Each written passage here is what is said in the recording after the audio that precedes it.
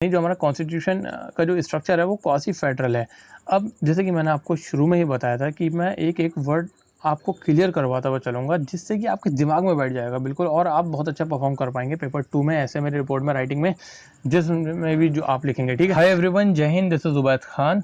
तो गाइस, इस वीडियो में हम बात करेंगे सीएपीएफ पेपर 2 के बारे में, क्योंकि बहुत से एस्पिरेंट्स होते हैं वो सिर्फ पेपर 1 की ही तैयारी करते हैं, उसमें लगे रहते हैं, उसमें से ज़ोरों-शोरों से तैयारी करते हैं और जितना ध्यान पेपर 2 में देना चाहिए या फिर बिल्कुल ही नहीं देते, उसकी तैयारी नहीं करते हैं, जिसका रिज़ल्ट क्या होता है, वो पेपर 2 में फ़ेल हो जाते हैं, मतलब असिस्टेंट कमांडेंट नहीं बन पाते, उनका ये सपना सपना ही रह जाता है।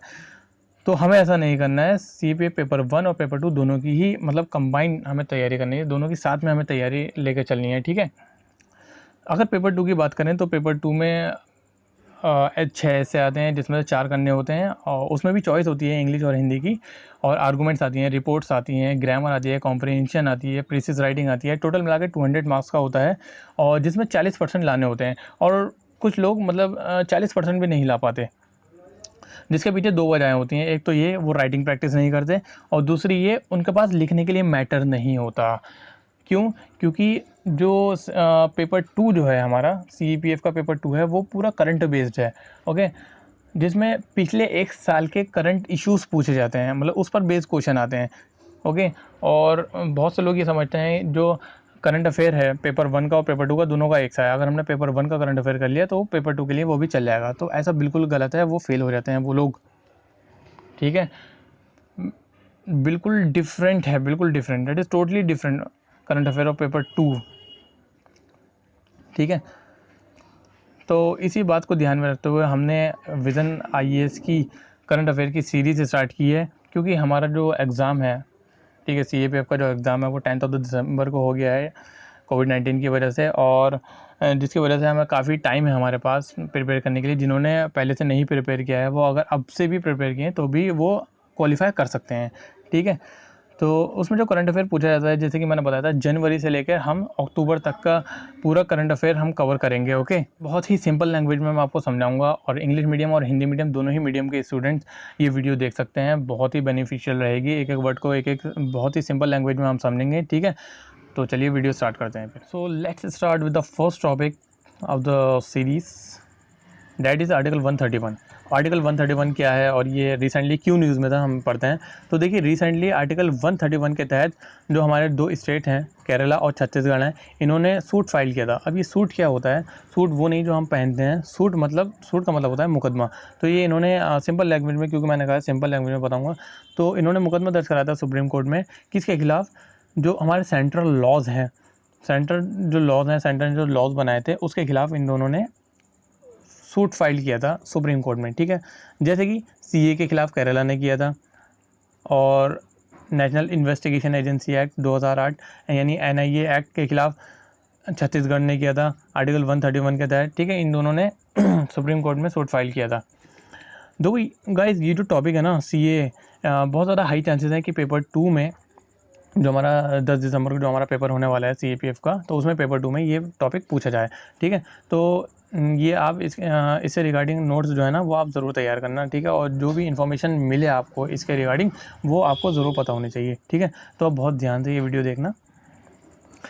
देखिए, अब क्वेश्चन ये आता है कि आखिर क्यों केरला ने सेंटर के लॉ को ये चैलेंज किया, अंडर आर्टिकल 131 के तहत क्यों चैलेंज किया था, ठीक है?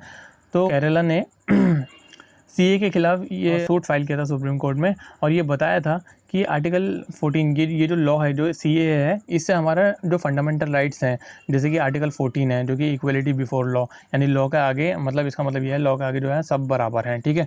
और आर्टिकल 21 है हमारा protection of life and personal liberty, और हमारा आर्टिकल 25 है जो कि फ्रीडम ऑफ रिलीजन।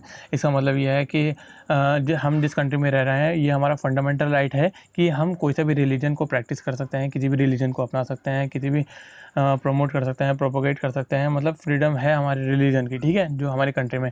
और इसी के साथ साथ फंडामेंटल राइट्स के साथ साथ ये हमारे जो नेशन, हमारी कंट्री का जो नेचर है, सेक्युलर नेचर है, उसको भी ये अगेंस्ट है, यानी उसके भी खिलाफ है, उसको भी वायलेट कर रहा है। अब ये सेक्युलर क्या होता है, इसका एग्जैक्ट मीनिंग क्या होता है, वो मैं आपको बताता हूँ। तो गाइस, सेक्युलर का जो मतलब होता है, वो 2 मतलब निकलते हैं, एक तो नेगेटिव और एक पॉजिटिव। अब ये नेगेटिव और पॉजिटिव क्या होता है? जैसे कि मैंने अपने आप को कहा कि मैं एक सेक्युलर पर्सन हूँ। तो इसका क्या मतलब हुआ? इसका मतलब ये हो गया कि मैं किसी भी रिलीजन को इम्पोर्टेंस नहीं देता या मैं किसी भी रिलीजन को नहीं मानता, ठीक है। और दूसरा ये हो गया, जैसे मैं कहूँ मैं सेक्युलर हूँ, तो इसका दूसरा मतलब ये हो गया कि मैं सारे रिलीजन, मेरी नज़र में सब मतलब इक्वल हैं, मैं सारे रिलीजन्स को इम्पोर्टेंस देता हूँ, ठीक है। जो इसका मतलब पॉजिटिव एग्जाम्पल है वो है हमारा इंडिया। हमारा इंडिया जो है, उसमें हमारे इंडिया में पॉजिटिव सेक्युलरिज्म है, ठीक है। जैसे कि क्योंकि हमारा इंडिया जो है वो मतलब इक्वल इम्पोर्टेंस देता है सभी रिलीजन को, ठीक है, इक्वली प्रमोट करता है और फंड भी कर सकता है रिलीजन्स के लिए, ठीक है, मतलब इक्वली इम्पोर्टेंस देता है। नेगेटिव कॉन्सेप्ट का एग्जांपल है फ्रांस। फ्रांस की जो पॉलिसीज़ होती हैं उसमें रिलीजन का कोई रोल नहीं होता, ठीक है। मतलब उसकी नज़र में रिलीजन की कोई वैल्यू नहीं है, कोई किसी भी रिलीजन की, कोई छोटा बड़ा कोई रिलीजन नहीं, किसी भी रिलीजन की कोई वैल्यू नहीं है। तो ये दो कॉन्सेप्ट आई होप आप समझ गए हों, ठीक है। It also challenge the passport amendment rules 2015 and foreigners order 2015, जिसमें अब ये दोनों क्या है, ये इनमें रेगुलराइज किया था, मतलब वो लोग जो पाकिस्तान, बांग्लादेश और अफ़गानिस्तान में रहते हैं, जिनका रिलीजियस परसिक्यूशन हुआ है। अब ये रिलीजियस परसिक्यूशन क्या होता है? रिलीजियस परसिक्यूशन मतलब जैसे किसी कंट्री में कोई कम्युनिटी है, ठीक है, उनके रिलीजन की वजह से उन पर एक्शन ले रहे हैं, उनको मतलब अत्याचार हो रहा है उनके ऊपर, ठीक है, उनको कंट्री से निकाल दिया, तो वो कहलाता है रिलीजियस परसिक्यूशन। तो वो लोग जो पाकिस्तान, बांग्लादेश और अफ़गानिस्तान से हैं, उन पर अगर रिलीजियस परसिक्यूशन हो रहा है, ठीक है, तो वो अगर इंडिया में 31 दिसंबर 2014 से पहले आए हैं, तो उनके लिए रेगुलाइज कर दिया है, ठीक है, नॉन मुस्लिम के लिए, ये भी आप ध्यान रखना, ओके। और दूसरा पढ़ते हैं हम छत्तीसगढ़। देखिए, जैसे अभी हमने पढ़ा था कि केरल ने सीए के खिलाफ सुप्रीम कोर्ट में सूट फाइल किया था, ऐसे ही छत्तीसगढ़ ने एनआईए एक्ट 2008 के खिलाफ सुप्रीम कोर्ट में केस फाइल किया था और ये बताया था कि ये अनकॉन्स्टिट्यूशनल है ऑन द ग्राउंड और that is beyond the legislative competence of the parliament. Parliament की जो विधि विधान है, मतलब पार्लियामेंट की जो काम करने की क्षमता है, कॉम्पिटेंस कहते हैं क्षमता को, ठीक है, उससे परे है ये, मतलब अनकॉन्स्टिट्यूशनल है। टोटल मिला के बात ये है। और इन्होंने कहा कि पुलिस जो है वो स्टेट्स सब्जेक्ट है, ठीक है, स्टेट का सब्जेक्ट है पुलिस। अब having a central police agency, NIA जो है ना, ये सेंट्रल पुलिस एजेंसी है, नेशनल इन्वेस्टिगेशन एजेंसी। अभी रिसेंटली बहुत न्यूज़ में भी थी ये, ठीक है। तो having central police agency which has over riding the powers over the state police, जो कि ऐसा देखा गया है कि कभी कभी जो सेंट्रल पुलिस एजेंसी है वो स्टेट पुलिस पर अपनी मतलब ओवर राइड कर देती है पावर, ठीक है, with no provision for the consent from the state government. State government से कोई इनका मतलब कंसेंट नहीं लिया जाता, ठीक है, ऐसा कोई रूल भी नहीं है, कोई प्रोविज़न भी नहीं है। It's against the division of the legislative power between the centre और स्टेट।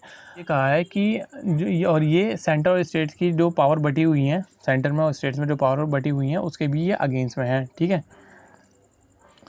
दस NIA is against the federal spirit of the constitution, इसका मतलब यही हुआ। तो दोस्तों अब पढ़ते हैं कि आखिर आर्टिकल 131 एक्चुअल में है क्या। तो article 131 of the Indian constitution talks about the original jurisdiction. Now let's understand what is original jurisdiction. तो ओरिजिनल जुरिसडिक्शन क्या होता है वो समझते हैं।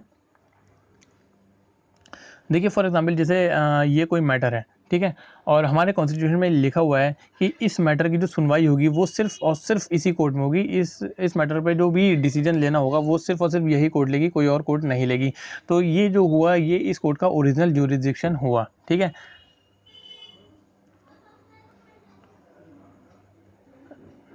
Now let's read.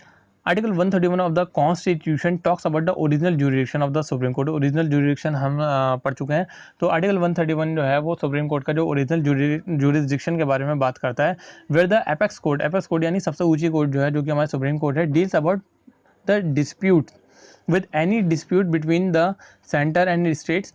जो हमारा सुप्रीम कोर्ट का जो ओरिजिनल जुरिसडिक्शन है वो कौन से डिस्प्यूट्स के बारे में बात करता है? वो डिस्प्यूट्स के बारे में बात करता है, यानी अगर डिस्प्यूट्स सेंटर और स्टेट के बीच में है, या फिर सेंटर और स्टेट है, एक साइड तो सेंटर और स्टेट है और दूसरी साइड जो है वो एक स्टेट और दूसरा स्टेट है, ठीक है, मतलब एक साइड तो सेंटर और स्टेट है, ठीक है, और दूसरी साइड जो है वो स्टेट है या फिर एक से ज़्यादा स्टेट है, ठीक है। और या फिर दो या दो से ज़्यादा स्टेट्स के बीच अगर कोई डिस्प्यूट्स हुआ तो वो सुप्रीम कोर्ट के ओरिजिनल जुरिसडिक्शन के अंडर में आएगा, ठीक है, यानी that is under the article 131 of the Indian constitution, जिसका मतलब जैसे कि मैंने आपको बताया था, this means no other court can entertain such a dispute. ये मैंने आपको समझा चुका हूँ, ठीक है। तो मैं उम्मीद करता हूँ कि आपको बहुत अच्छी तरीके से एकदम क्लियरली समझ में आ रहा होगा, और ये बिल्कुल मतलब बहुत अच्छे से समझिए ताकि आप पेपर 2 में आप लिख पाएँ वो, ठीक है, आप अपने वर्ड्स में लिख पाएँ, ठीक है। It disputes to qualify under article 131 it has to be necessarily be between states, मतलब आर्टिकल 131 का अगर कोई डिस्प्यूट है तो वो ज़रूरी है कि वो स्टेट और सेंटर के बीच में ही होना चाहिए। उसमें सेंटर और स्टेट्स के लीगल राइट की बात होनी चाहिए, मतलब एक क्वेश्चन ऑफ लॉ और फैक्ट होना चाहिए उसमें, ऐसे नहीं कि मतलब ये कैसे भी मतलब सुप्रीम कोर्ट में चलो बस हो गया। तो in the state of Karnataka एक केस है जिसका नाम है state of Karnataka versus union of India. दोस्तों ये जो केस है ना, ये बहुत ही इंपॉर्टेंट है, इसको आप ध्यान से समझना, क्योंकि अगर ये केस आप लिखते हैं एग्जाम्पल के तौर पे ऐसे में कोट करते हैं तो आपके नंबर जो है वो एग्जाम में इंक्रीज़ कर सकता है, अच्छा इंप्रेशन पड़ता है उस पर, ठीक है। तो चलिए पढ़ते हैं। ये केस हुआ था state of Karnataka versus union of India, case 1978 में हुआ था, जिसमें पीएन भगवती ने कहा था, जस्टिस पीएन भगवती ने कहा था कि supreme court to accept a suit under article 131, state को जो है वो अपना कि उनका लीगल राइट जो है वायलेट हुआ है ये दिखाने की ज़रूरत नहीं है, लेकिन सिर्फ डिस्प्यूट जो है वो एक लीगल क्वेश्चन होना चाहिए, मतलब डिस्प्यूट जो है वो एक उसमें लीगल क्वेश्चन होना चाहिए, एक लीगल तौर पे वो डिस्प्यूट होना चाहिए। ऐसा नहीं कि दो पार्टियों के बीच लड़ाई हुई और सुप्रीम कोर्ट में पहुंच गए, ठीक है, ऐसा नहीं होना चाहिए कि डिस्प्यूट पार्टीज के बीच में डिस्प्यूट हुआ है और सुप्रीम कोर्ट में पहुंच गया है, वो आर्टिकल 131 का मतलब अंडर में नहीं आएगा, ठीक है। However centre has the power to ensure that its laws are implemented, ठीक है। Centre can issue direction to state to implement the laws made by the parliament. देखिए सेंटर जो है वो स्टेट को डायरेक्ट कर सकता है जो भी मतलब लॉज बनाए हैं उसने, ये तो हमारे कॉन्स्टिट्यूशन में लिखा हुआ है। If the states do not comply with the state, centre की बात नहीं मानते हैं तो सेंटर जो है वो कोर्ट में जा सकता है कि स्टेट के अगेंस्ट की इसने हमारी बात नहीं मानी, ठीक है, सिंपल लैंग्वेज में समझेंगे। अदर जूरिसडिक्शन, अब ये बॉक्स पढ़ते हैं, other jurisdictions of the supreme court. एक तो एडवाइजरी जूरिसडिक्शन है सुप्रीम कोर्ट का, ठीक है। Under this advisory जूरिसडिक्शन president, article 143 के तहत प्रेसिडेंट के पास ये पावर है कि वो किसी भी मैटर पे सुप्रीम कोर्ट से एडवाइस मांग सकता है, ठीक है, मतलब किसी भी मैटर में उसका ओपिनियन जान सकता है। एपीलेट जूरिसडिक्शन, एपीलेट जूरिसडिक्शन का मतलब ये होता है अंडर इट्स एपीलेट जूरिसडिक्शन मतलब appeal, supreme court hears appeal from the lower court. अगर लोअर कोर्ट कोई अपील करती है, जैसे फॉर एग्जांपल कोई केस उसके बस का नहीं है, वो हायर जुडिशरी को अपील करती है कि आप इस पर सुनवाई दें, ठीक है, तो वो कर सकता है appellate jurisdiction. Extraordinary original jurisdiction, the supreme court has exclusively power to adjudicate upon dispute involving election of the president. देखिए सुप्रीम कोर्ट के पास ये पावर है कि वो अगर प्रेसिडेंट के इलेक्शन में या फिर वाइस प्रेसिडेंट के इलेक्शन में, ठीक है, कोई अगर कोई मैटर होता है तो उस पर एडजुडिकेट कर सकती है, ठीक है। Those that involve states and the center and cases involving the violation of the fundamental right.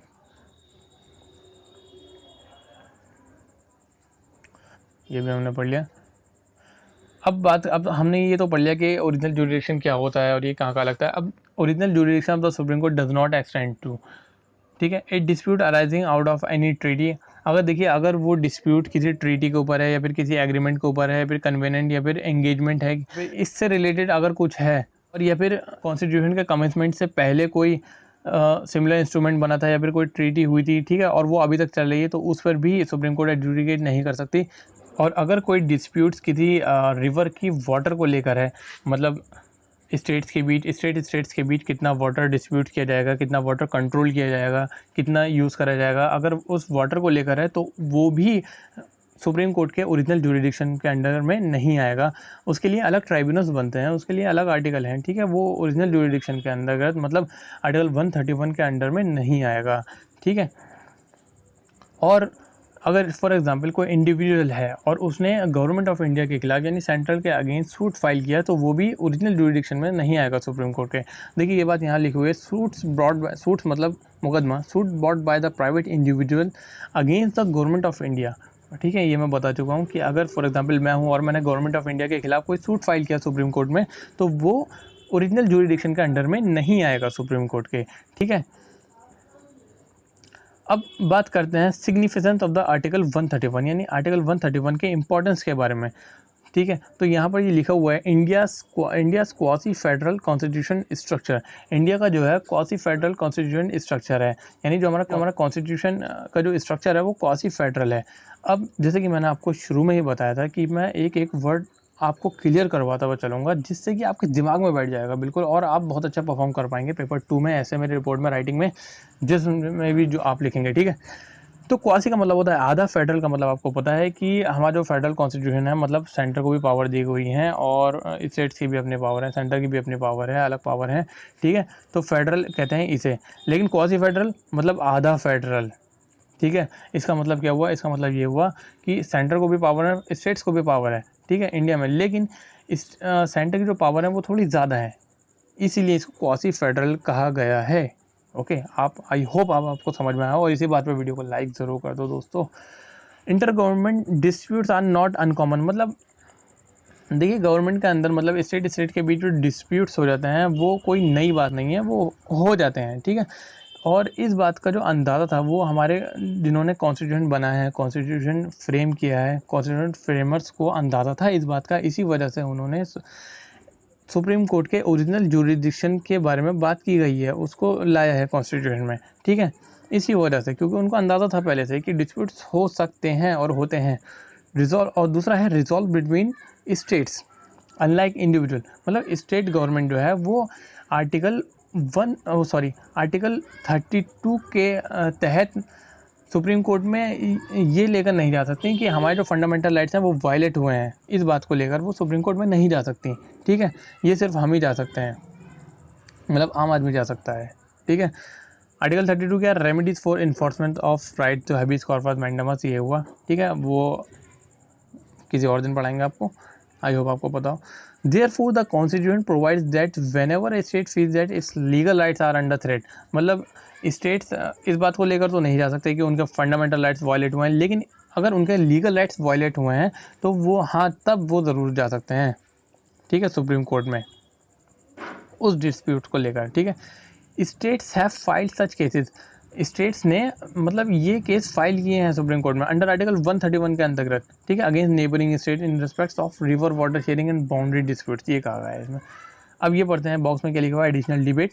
दोबारा से मैं ये बता रहा हूँ आपको कि जो केसेस हैं वो आप ज़रूर याद रखना, बहुत ध्यान से पढ़ना, क्योंकि अगर आप ये केसेस कोट करते हैं एसए में या फिर आर्गूमेंट्स में, मोस्टली ऐसे में ही करते हैं, तो आपको नंबर, मतलब अच्छा इंप्रेशन पड़ेगा एग्जामिनर पर। ठीक है, तो 2011 में एक केस हुआ था, state of Madhya Pradesh versus union of India, जिसमें सुप्रीम कोर्ट ने कहा था कि जो सेंटर के लॉस हैं उनको चैलेंज किया जा सकता है आर्टिकल 32 के तहत, ना कि आर्टिकल 131 के तहत। ठीक है, लेकिन हाउएवर एक 2012 डिस्प्यूट, यानी 2012 में डिस्प्यूट हुआ था बिटवीन बिहार एंड झारखंड, जो कि अभी भी करंटली पेंडिंग है for the consideration by the large bench of the supreme court, मतलब सुप्रीम कोर्ट में। अब लार्ज बेंच का मतलब क्या होता है, अब ये बेंच वो नहीं जो बैठे हैं, जिस पर बैठते हैं, वो बेंच नहीं है। बेंच का मतलब ये होता है मतलब कोर्ट में जो जजेस होते हैं, एक पर्टिकुलर केस के लिए नंबर ऑफ़ जजेस होते हैं। ठीक है, उसकी लार्जर बेंच की बात यहाँ पर की जा रही है, मतलब नंबर ऑफ़ जजेस बढ़ाने के लिए, उसको कहते हैं बेंच। ओके, तो दोबारा से ये केस पढ़ता हूँ। हाउएवर 2012 डिस्प्यूट हुआ था बिटवीन बिहार और झारखंड के बीच हुआ था, जो कि अभी भी पेंडिंग है, अपने कंसिडरेशन के लिए वो अभी भी पेंडिंग है, जिसका जो डिसीजन होगा वो कोर्ट के ऊपर ही है, वो to decide the validity of a law under article 131। Okay, वे फॉरवर्ड पढ़ते हैं। देखिए, supreme court should constitute a larger bench. अब लार्जर बेंच क्या होती है ये मैं आपको बता चुका हूँ। To decide the question whether the suits challenging the center laws are maintainable under article 131 और नॉट। सेंटर के खिलाफ जो मुकदमे दर्ज किए जा रहे हैं, सेंटर के लॉस के खिलाफ, इसके अगेंस्ट जो सूट्स फाइल किए जा रहे हैं, क्या वो आर्टिकल 131 के अंतर्गत आते भी हैं या नहीं, उसके लिए एक लार्जर बेंच कॉन्स्टिट्यूट करनी चाहिए सुप्रीम कोर्ट को, ये कहा गया है। In that case the if the suits are declared maintainable, अगर सूट्स जो हैं वो मेंटेनेबल डिक्लेयर्ड होते हैं, देन द सेम बेंच में ऑल्सो भी एडजुडिकेट द डिस्प्यूट्स। ठीक है, तो इसी के साथ हमारा जो आज का जो टॉपिक है वो होता है कंप्लीट, और आने वाले वीडियोस में मैं और ज़्यादा टॉपिक्स कंप्लीट करूँगा। ठीक है, तो अगर आपको वीडियो अच्छी लगी तो प्लीज़ वीडियो को लाइक ज़रूर करना और अपने किसी पढ़ाकू दोस्त के साथ शेयर ज़रूर करना। ठीक है, तो मिलते हैं नेक्स्ट वीडियो में। Thank you.